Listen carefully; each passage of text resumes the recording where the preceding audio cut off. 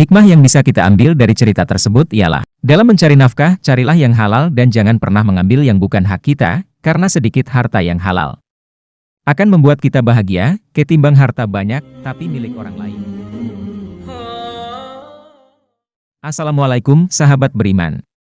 Di masa lalu ada seorang tokoh Islam yang terkenal cerdik dan pandai, yakni Abu Nawas. Namun beliau juga terkenal sangat jujur dan baik hati, dan orang-orang juga sangat mencintai beliau. Abu Nawas dikenal jujur, bukan hanya di kalangan manusia.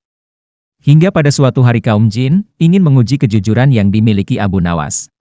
Bermula pada saat Abu Nawas ingin pergi ke hutan untuk menebang pohon seperti biasanya, mencari nafkah untuk keluarganya. Namun saat Abu Nawas sedang berjalan menuju hutan, tiba-tiba kapak kesayangannya jatuh entah kemana. Menyadari hal tersebut, Abu Nawas duduk termenung dan sedih karena tidak bisa melanjutkan pekerjaannya. Pada saat itu, tibalah seorang jin yang menyerupai seorang pemuda yang berbaju putih yang hendak menolong Abu Nawas mencari kapaknya yang hilang. Pada saat itu jin bertanya, "Wahai Abu Nawas, kenapa engkau duduk termenung dan sedih?" "Ya Tuan, kapak yang saya bawa jatuh," jawab Abu Nawas sambilan duduk lesu. Lalu waktu yang ditunggu-tunggu jin akhirnya tiba, yaitu ingin menguji kejujuran Abu Nawas. Pada saat itu jin langsung memberikan kapak yang terbuat dari emas. Abu Nawas dengan lantang menolaknya. Lalu jin memberikan kapak yang terbuat dari perak, Abu Nawas juga menolaknya. Hingga akhirnya jin itu bertanya, "Wahai Abu Nawas, kenapa engkau menolak kapak yang aku berikan, sedangkan lebih baik dari kapakmu?" Lalu Abu Nawas menjawab, "Karena kapak itu bukan milikku." Jin pun salut dengan kejujuran yang dimiliki Abu Nawas. Lalu jin itu berkata, "Kedua kapak itu milikku wahai Abu Nawas."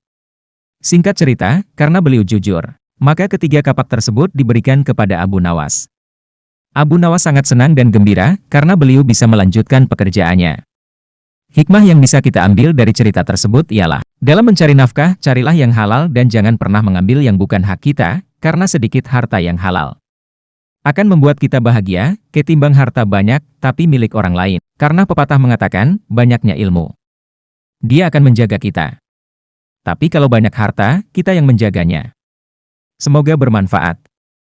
Jika kalian suka dengan video ini, jangan lupa like dan subscribe, dan bagikan ke teman-teman kalian, supaya bisa bermanfaat kepada banyak orang. Sekian dan terima kasih. Assalamualaikum.